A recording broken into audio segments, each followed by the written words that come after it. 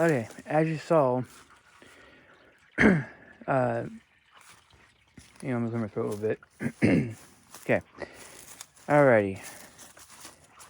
As you saw, whenever it's running, right here is number 1, which is number 8, and that plug wire is on the number 1 right here on the cap.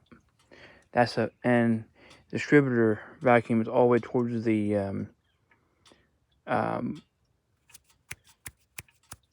radiator hose. So it's really, like on a normal V8, it would be really retarded or really advanced. But it has to be that advanced that far because of the 4-cylinder right here. This side runs off of gas. And, pardon me. And I did put a fuel pressure gauge in. And today I just put a new fuel filter on. And when it's running, it makes about 6.5 pounds of fuel pressure. And then when it's running, it makes about 50 pounds of oil pressure. And it's around under 160 degrees when it's running. And then the volt gauge and an amp gauge. And I've had this electric gauge on there for over a couple years now and never had a problem with it. Never had a problem. So down here I just put a tractor muffler. This is just a standard tractor muffler with a 2-inch rain cap. So, and I changed batteries since the last time I ran this. Now it's got a marine battery in it. So, okay, now I'm gonna talk about the air stuff again, because I know I've already went over it. But the air coming out of the... Okay, anyway, let me start over. Okay, the air coming through here gets sucked into here, goes through the filters, the 2 filters, the outer and inner, and it goes through here into this pipe. It goes into this chamber.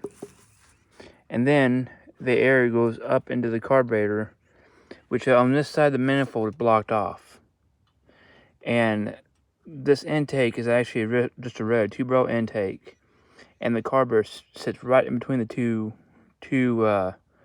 planes of the manifold. And this side is blocked off because of the air compressor head.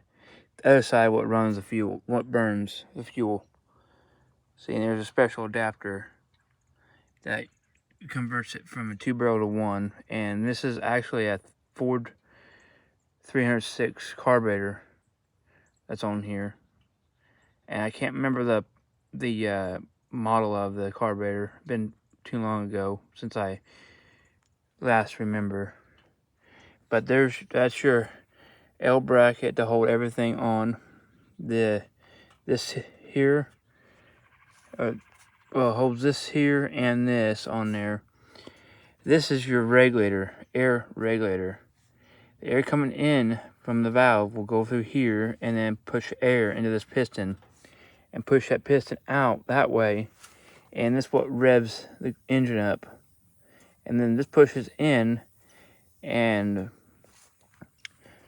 when it's building air, these fittings right here, these 4 fittings, will supply air right down in here to these, 4 lines.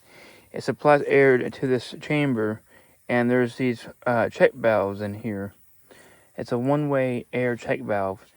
When the piston is coming down, it pulls air in.